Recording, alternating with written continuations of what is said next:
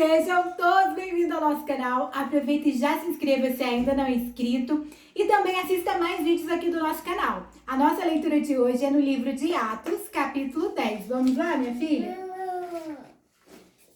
Na cidade de Cesareia havia um homem chamado Cornélio, que era comandante de um batalhão romano chamado Batalhão Italiano.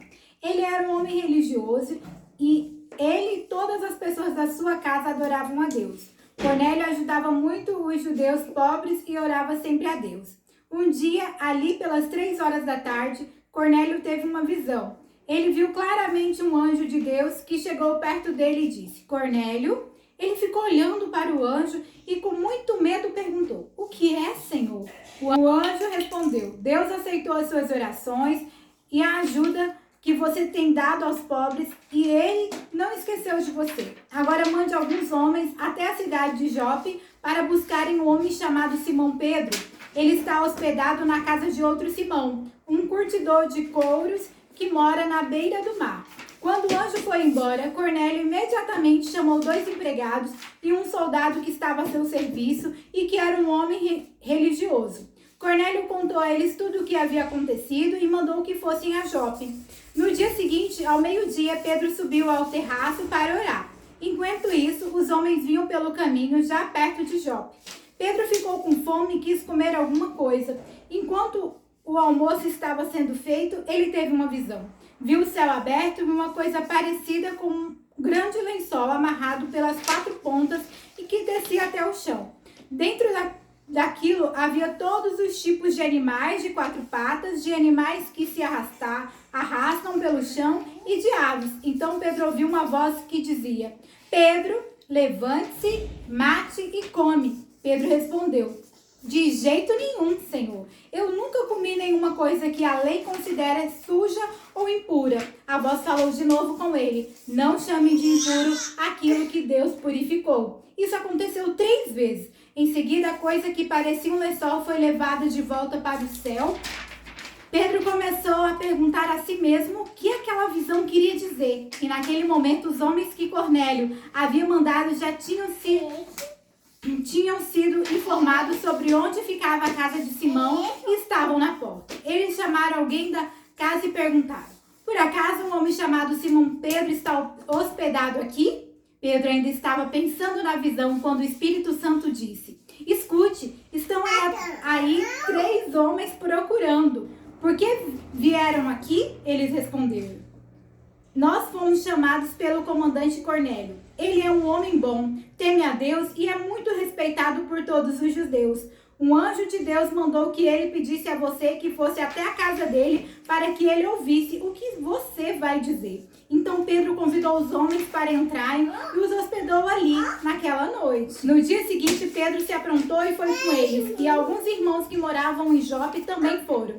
No outro dia chegaram à cidade de Cesareia. Cornélio e os parentes e amigos mais íntimos que ele tinha convidado estavam esperando Pedro. Quando Pedro ia entrando, Cornélio veio ao seu encontro, ajoelhou-se e curvou a cabeça diante dele. Mas Pedro fez com que ele se levantasse e disse: Fique de pé, pois eu sou apenas um homem como você.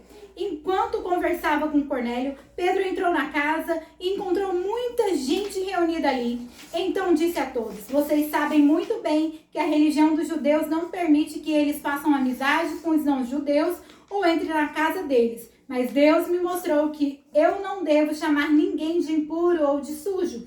Por isso, quando vocês me chamaram, eu vim de boa vontade.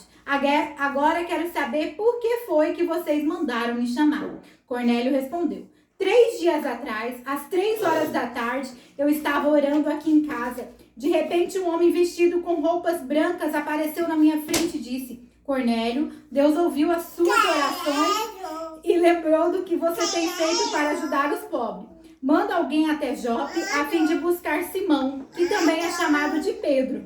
Ele está hospedado na casa de Simão, o curtidor que mora na beira do mar. Então eu mandei chamar você logo e você fez muito bem em vir. Agora estamos todos reunidos aqui na presença de Deus, prontos para ouvir o que o Senhor mandou você dizer.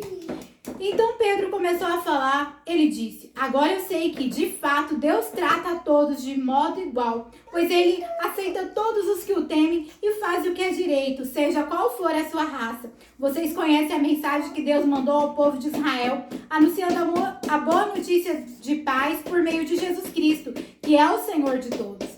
Vocês sabem o que aconteceu em toda a terra de Israel, começando na Galileia, depois que João pregou a sua mensagem a respeito do batismo. Sabem também como Deus derramou o Espírito Santo sobre Jesus de Nazaré e lhes deu poder. Jesus andou por toda parte fazendo o bem e curando todos os que eram dominados pelo diabo, porque Deus estava com ele. Nós somos testemunhas de tudo o que ele fez na terra de Israel, inclusive em Jerusalém. E depois o mataram, pregando numa cruz. Pedro continuou: porém Deus ressuscitou Jesus no terceiro dia e também fez com que ele aparecesse a nós.